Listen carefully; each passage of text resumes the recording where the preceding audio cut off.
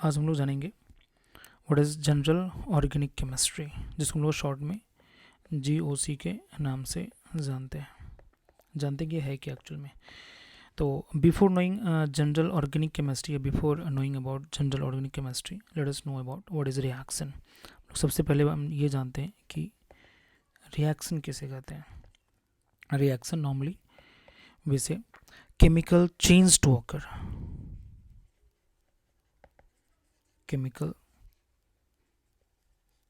Change to occur. यदि chemical change नहीं हुआ है तो हम उसे रिएक्शंस नहीं बोलेंगे।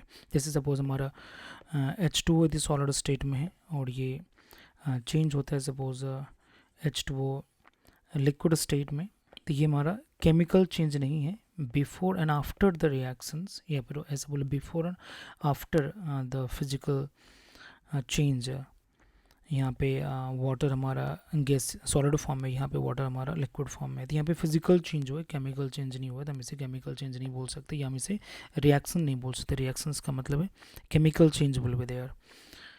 और यदि हम केमिकल चेंज के बाद सपोज H2 मॉलिक्यूल्स O2 के साथ रिएक्शन करता है और ये फॉर्मेशन करता है सपोज H2O, तो यहाँ पे केमिकल चेंज हुआ है। Before the reaction it is H2 hydrogen and oxygen, and after the reaction it is water. तो केमिकल चेंज यदि हुआ है तो हम इसे बोलेंगे रिएक्शंस। वहाँ पे वो आप सवाल ये उठता है कि रिएक्शंस यदि हुआ है तो रिएक्शंस में दो बॉडी होगा। एक बॉडी हमारा रिएक्टेंट का है और दूसरा बॉडी हमारा प्रोडक्ट का है।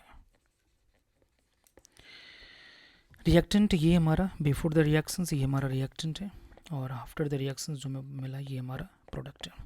तो रिएक्टेंट एंड प्रोडक्ट दो पार्ट है यहाँ पे। यदि मैं रिएक्टेंट की बात करूँ तो रिएक्टेंट में भी हम लोग ऑर्गेनिक केमिस्ट्री में दो बॉडी को स्टडी करते हैं।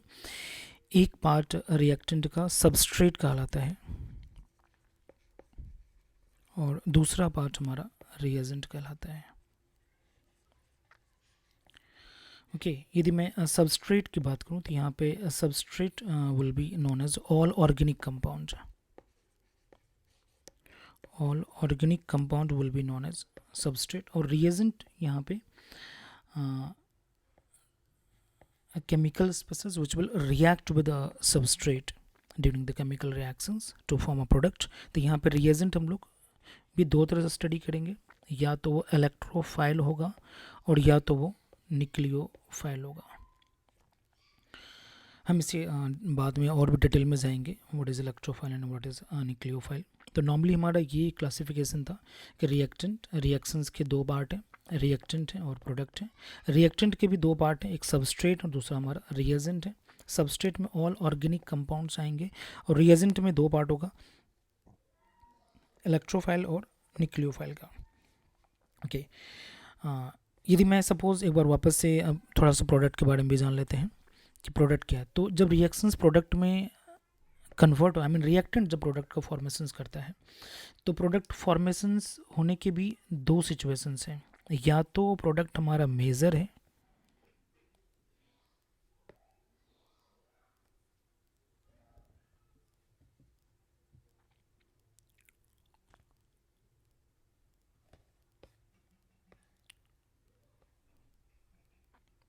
ओके सॉरी फॉर दैट, या तो प्रोडक्ट हमारा मेजर है या तो प्रोडक्ट हमारा माइनर है।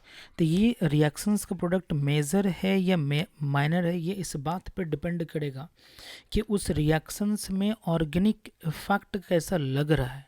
ऑर्गेनिक इफेक्ट कैसा लग रहा है मतलब ये मेजर और माइनर का डिसीजन किसके बेसिस पे होगा, on the basis of organic effect.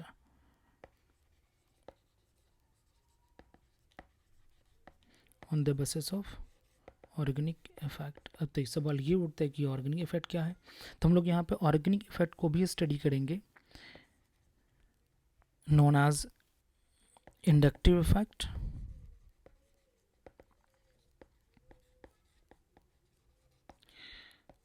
another effect is known as a mesomeric effect,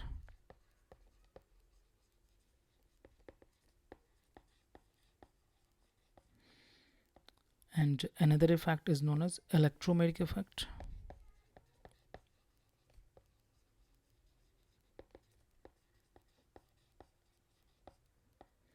And another effect is known as tautomerism.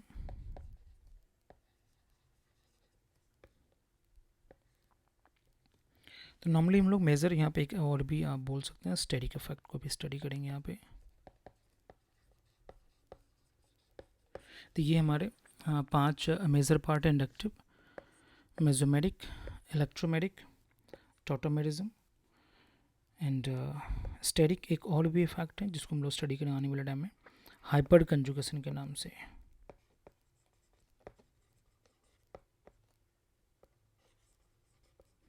ये सारे इफेक्ट डिसाइड करेगा कि रिएक्शंस का प्रोडक्ट हमारा मेजर है या माइनर है।